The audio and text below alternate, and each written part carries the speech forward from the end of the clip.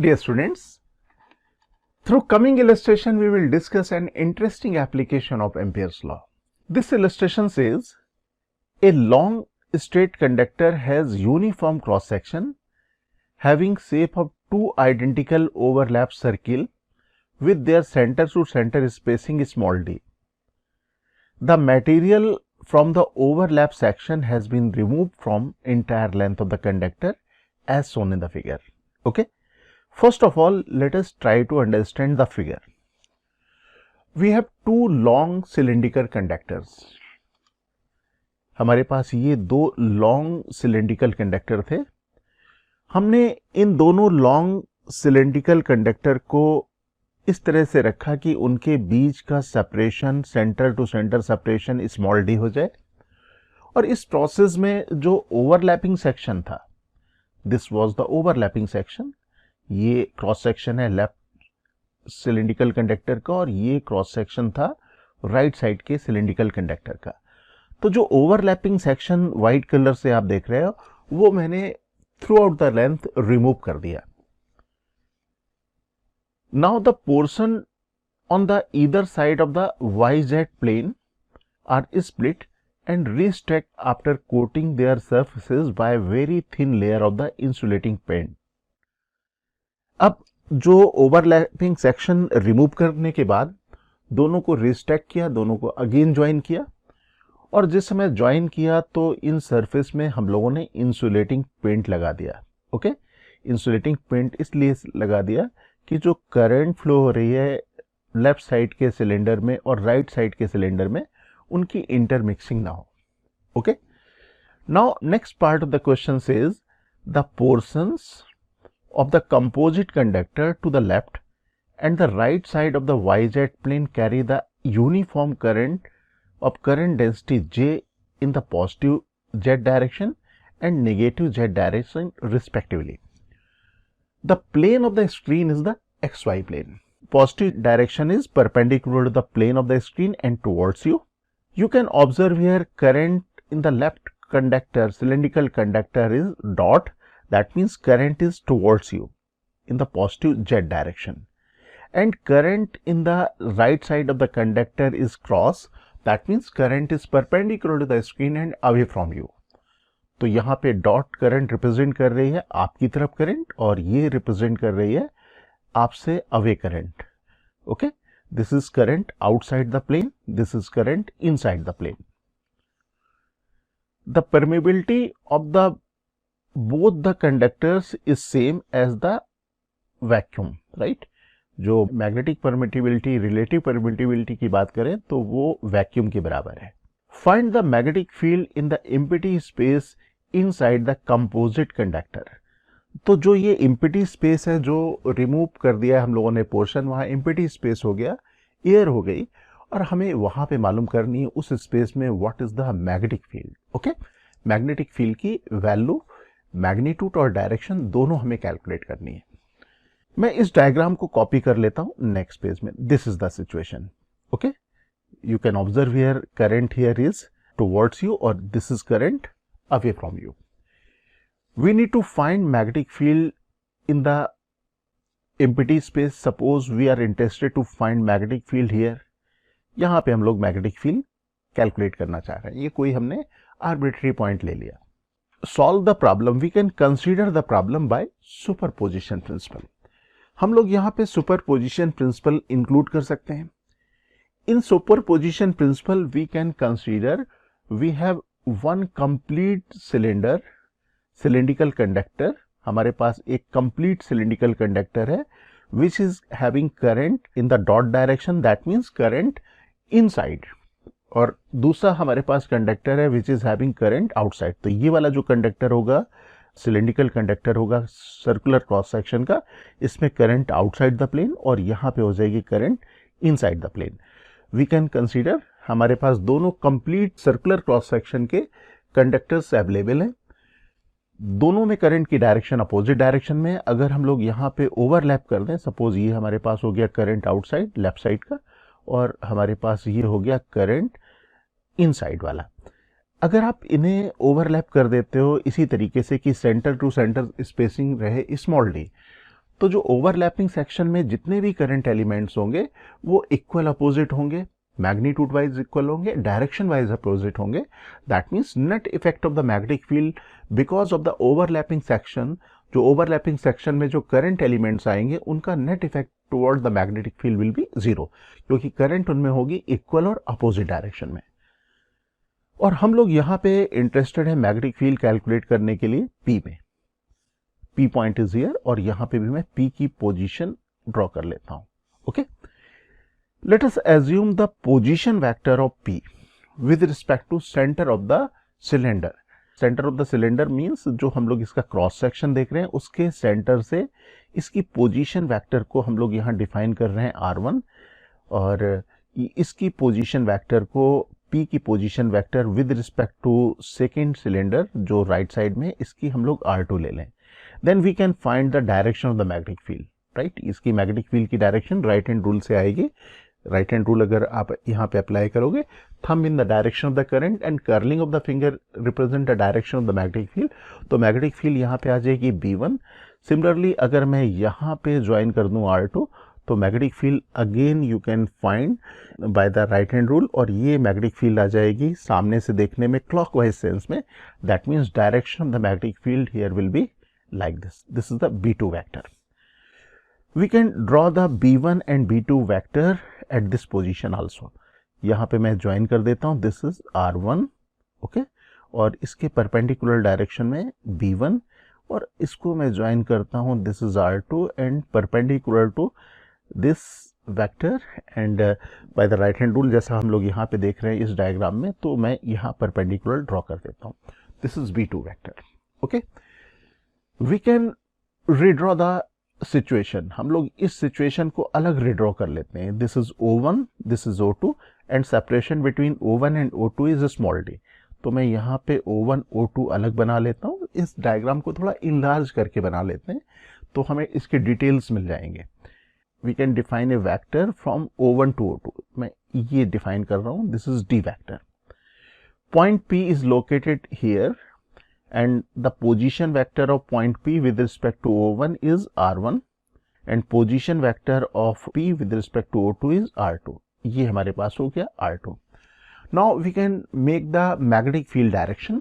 Magnetic field vector will be perpendicular to the R1 जैसे मैंने यहाँ पे ड्रॉ किया। This is B1 vector and यहाँ पे हो जाएगा B2 vector. Okay? Let this angle is alpha. हम लोग इस एंगल को अल्फा और इस एंगल को सपोज बीटा लिख देते हैं। Let us make a line parallel to the x-axis and y-axis. मैं लाइन यहाँ ड्रॉ कर देता हूँ x-axis और y-axis के parallel. We can observe here this angle is alpha. अगर यहाँ पे ये एंगल है alpha, this angle will be alpha again. Okay, we can observe this is 90 degree, this is 90 minus alpha. So this angle should be alpha. Similarly, we can say this angle will be beta. तो हमारे पास ये angle alpha और beta मालूम हो गया। This is alpha and this is beta. Okay, now we can write the expression for the net magnetic field. Net magnetic field at P is the vector summation of B1 vector and B2 vector. तो B1 vector और B2 vector का हमें यहाँ पे vector summation करना होगा। B1 vector और B2 vector को यहाँ पे हम लोग यूनिट वेक्टर के नोटेशन में लिख लेते हैं। We can write B2 vector. जैसे B2 vector को आप यहाँ पे देखें तो B2 vector is equal to magnitude of B2 multiplied by sine beta I cap. Okay, component will be in the direction of the positive x, or component of this y component will be along the positive y direction, and then this is plus, this is B2 magnitude multiplied by cos beta j cap. Similarly, we can write the B1 vector in the unit vector notation. Then we can write B1 vector is equal to magnitude of B1 multiplication, x component will be negative. That means this is sine alpha I cap, negative direction में है तो minus. Then this is B1 vector multiplied by cos alpha j cap. तो इस तरीके से हमारे पास ये components के फॉर्म में आ जाएगा, यूनिट वेक्टर के फॉर्म में आ जाएगा b1 and b2, x component और y कंपोनेंट में अलग लिख लेता हूं इसके, ये मैंने इसको नेट के फॉर्म में लिख लिया। Now let us right the x component. x component के लिए मैं i और i के कंपोनेंट्स को एक साथ ले लेता हूं, तो i के कंपोनेंट्स अगर एक साथ लूंगा तो bx will be equal to b2 sine beta minus b1 sine alpha, right, ये आ गया।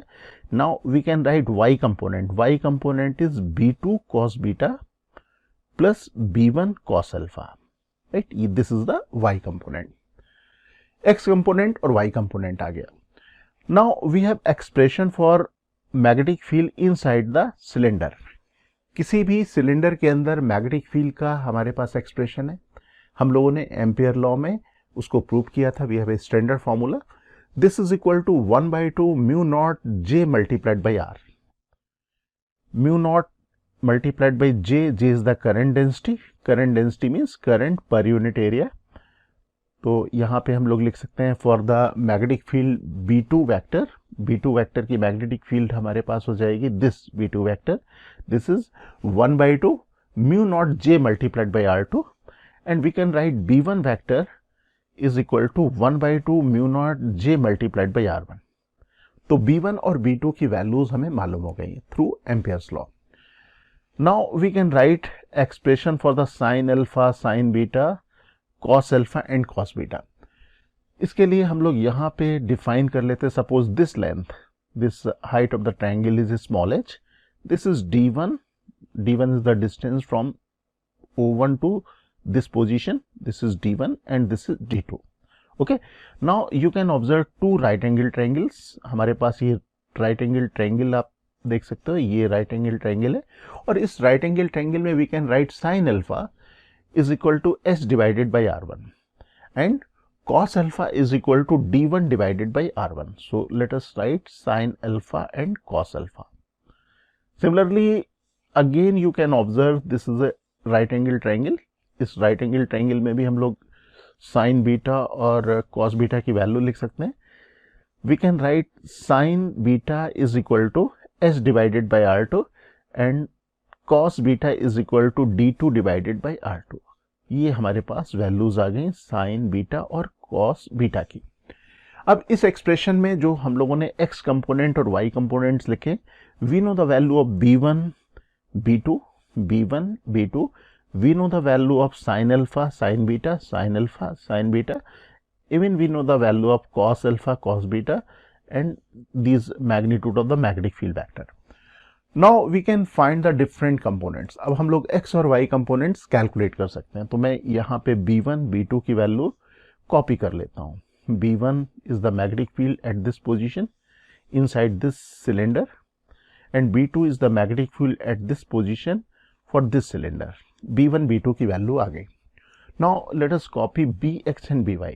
bx और by मैं कॉपी कर लेता हूँ, ये रिलेशन दोनों मैंने यहाँ पे कॉपी कर लिया, ये आ गया bx and this is by, okay. तो अब यहाँ पे b2 की वैल्यू और साइन बीटा की वैल्यू, साइन अल्फा की वैल्यू, b1 की वैल्यू सबसे पहले x कंपोनेंट में मैं सब्स्टिट्यूट कर देता हूँ, right. Now this r2 and r2 will get cancel, r1 और r1 will also get cancel। you can observe here this is 1/2 mu naught j multiplied by h minus 1/2 mu naught j multiplied by h। that means this value will be equal to 0। it means the x component of the magnetic field at point p point is any arbitrary point inside the intersection, this is equal to 0। now let us calculate the y component। अब हम लोग यहाँ पे y component के बारे में बात करते हैं, okay. So let us copy this relation, केवल y कंपोनेंट में लिख लेता हूँ। We need to substitute the value of b2 this one, b1 this one, cos beta is this one and cos alpha is equal to this one, d1 divided by r1। So let us substitute the value in the y components। this r2 will get cancel, this r1 and r1 will get cancel। now we can take 1/2 mu naught j and 1/2 mu naught j as common, so bracket term will be equal to d2 plus d1, right। मैं यहाँ पे लिख लेता हूँ अलग से, और d2 और d1 को मैं कॉमन ले लेता हूँ d1 plus d2 is nothing but separation between the centers of the conductors. This is equal to small d. That means we can write in place of d1 plus d2 small d. ये मैंने यहाँ पे value substitute कर दी. Now we can represent this relation in the vector form. This is the y component. This value is positive. That means the direction of this component is along the positive y direction. So in the vector form we can write y component is equal to 1 by 2 mu naught j multiplied by d vector multiplied by unit vector along the y direction. But we know x component is equal to 0. That means the net magnetic field is equal to 0 plus this value. That means the net magnetic field can be written by this expression 1 by 2 mu naught j multiplied by d multiplied by unit vector perpendicular to the d vector, right? जो d vector है दोनों के centre को join करने वाला vector, उसके perpendicular direction में magnetic field की डायरेक्शन होगी. And we can observe here this magnetic field is uniform because mu naught is a constant term, j is constant term, d is also the constant, this is the unit vector. That means the magnetic field inside the intersection, जो हमारे पास intersection remove करा गया है, वहाँ पे magnetic field की value uniform होगी और वो मैग्नेटिक फील्ड की वैल्यू की डायरेक्शन होगी d1 d2 को ज्वाइन करने वाली लाइन के परपेंडिकुलर. और यूनिफॉर्म मैग्नेटिक फील्ड अगर हम लोग रिप्रेजेंट कर रहे हैं तो पैरेलल लाइन से रिप्रेजेंट कर सकते हैं. So we can represent the pattern of the magnetic field lines will be like this. Okay, ये हमारे पास हो जाएगा pattern of the magnetic field. अब हम लोग फाइनली क्या कह सकते हैं, the magnetic field at any point inside the cavity is uniform and it is equal to mu naught j multiplied by d and it is along the y direction. जो diagram में देख सकते हो आप कह सकते हो y डायरेक्शन, या आप कह सकते हो कि दोनों के सेंटर को ज्वाइन करने वाली लाइन के परपेंडिकुलर डायरेक्शन में. Okay dear aspirants, Cengage India has launched the new edition of our JEE Advanced Physics books. Please visit www.cengage.co.in to buy a copy. You can also buy the books from Amazon or Flipkart.